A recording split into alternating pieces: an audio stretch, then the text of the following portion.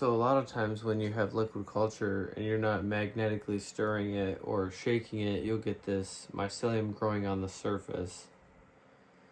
And if you let it grow for a long time, it becomes really thick and it's hard to make into syringes and like get out of the jar.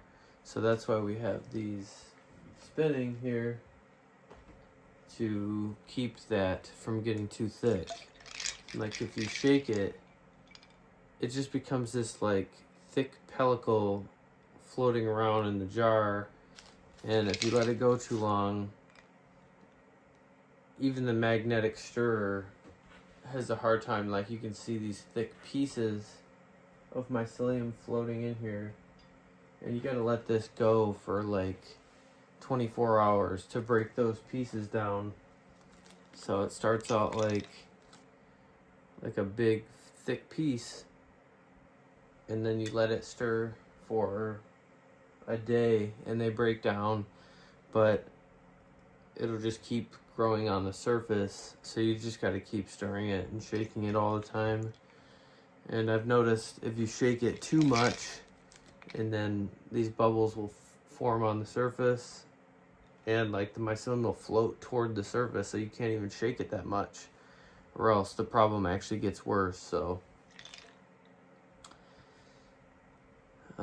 yeah, if you have a lot of jars, you're going to need a lot of magnetic stirrers, and it just becomes a problem.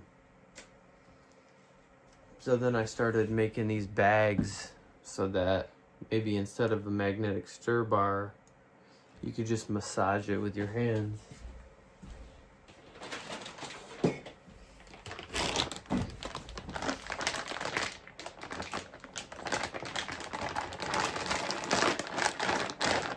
You can see there's thick pieces in here that have been growing on the surface, and then every other day I just come in here and the filter is waterproof, but you might want to just prevent splashing on it. So you can just grab it like this,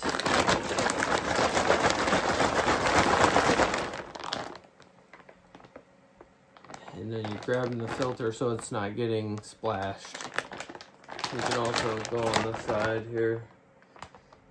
I was thinking if I had a bunch of these bags on a table, and then I had some type of like motor on an arm that moves the table back and forth at a steady pace constantly, it would keep these bags of liquid going, and then you wouldn't need a magnetic stir bar, and it would just constantly keep the mycelium going so that it doesn't grow on the surface so thick.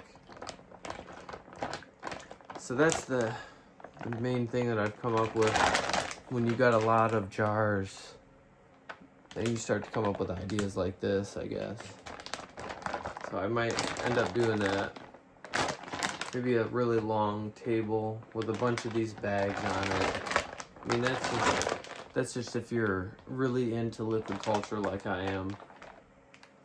Like I have dozens of different species, and it's just a really fun hobby to collect a bunch of wild species and make liquid cultures out of them to see what the characteristics are and how they behave in different recipes and stuff. Imagine having to stir like 500 jars every day. It's just literally not feasible unless you're spending $20,000 on magnetic stir plates. So the next best thing is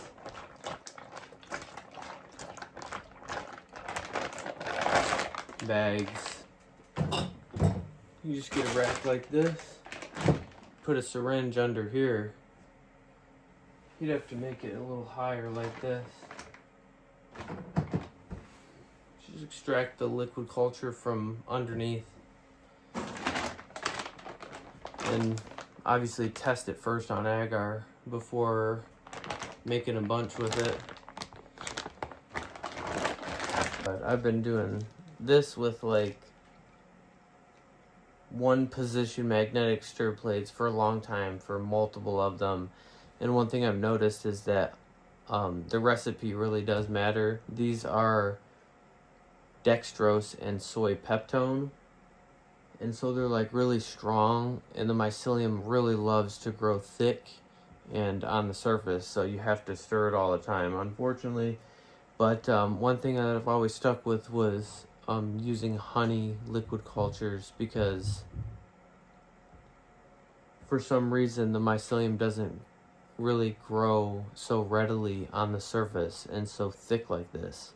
So I really like using honey so that it's not so thick and that I have to magnetically stir it all the time. So that's why I use honey most of the time.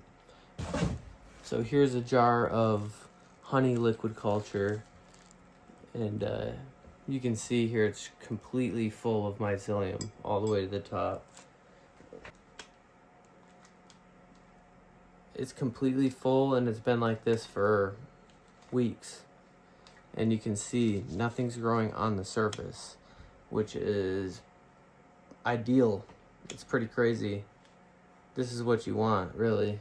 A super thick, healthy, aggressive liquid culture that's not growing on the surface. And this is honey.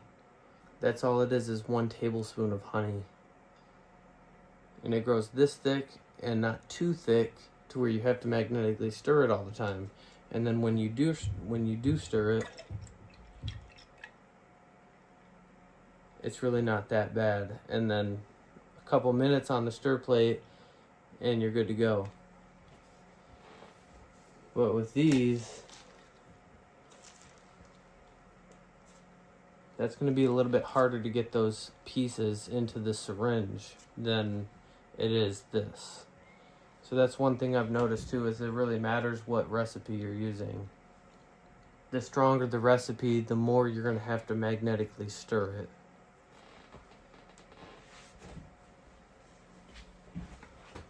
I've also tried adding polysorbate 20 to some liquid cultures to see if that would help prevent the mycelium from growing on the surface, and it doesn't do anything at all.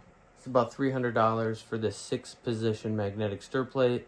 It's usually around $30 for a 1-position magnetic stir plate, and I've built one from scratch from a few magnets and some fan blades.